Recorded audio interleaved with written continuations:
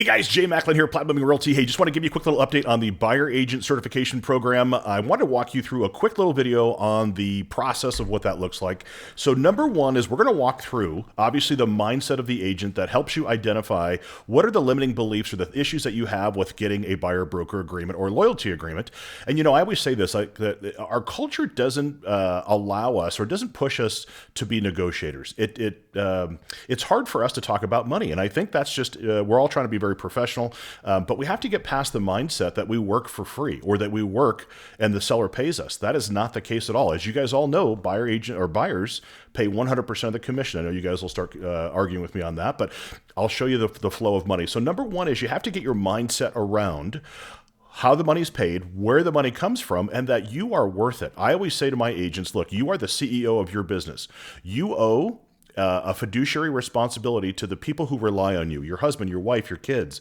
You have to take your business seriously. So get your head around the fact that asking for money is normal. Every business does it. We're the only industry that I know of that we go out and we schlep buyers in our car. And I mean that in a very nice way. I did that for a lot of years. And we don't ask for money. We don't tell people what our fee is. We don't ask them or we don't tell them, hey, this is the fee that we collect. Should we help you buy a house?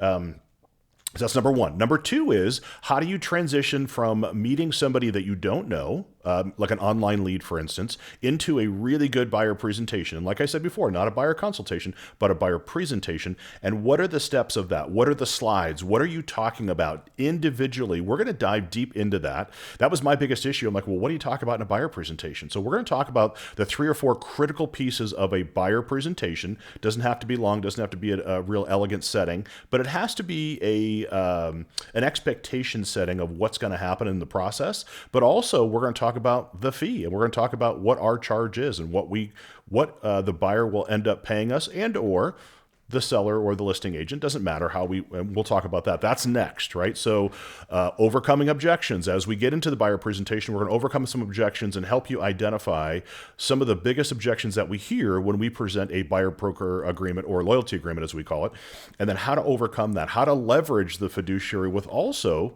what you bring to the table. Creating your uniques is going to be so important to this process, and I will give you samples of that. And then the next step is going to be, as you get it signed, how do you help that process through with the buyer, identifying the houses that they want to see, right? So for instance, if you have somebody who says, hey, I don't want to pay anything more than your fee, or I don't want to pay your fee over and above what the seller or the listing agent's already providing. Now, we have to assume that at one point, decoupling of commissions is going to be real, right? So we have to identify that the buyer could potentially and ultimately pay the buyer agent, the seller would pay the listing agent. And so how do we have that conversation when we're making offers? Where do we include that? How do we, what's the word track? So anyway, I just want to give you a quick little highlight of this certification program and what that's going to look like. It's going to be a fairly detailed step-by-step process. And I think you guys will really enjoy the process, and you guys can fit it into the way you do business.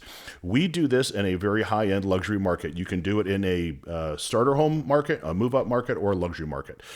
So don't worry about that. Don't think it doesn't work for every situation. You just have to make sure it fits for your business, it's legal in your state, and your broker is okay with it. So anyway, hope you guys like this. If you have any questions, down below is my information, and we'll talk soon. Bye.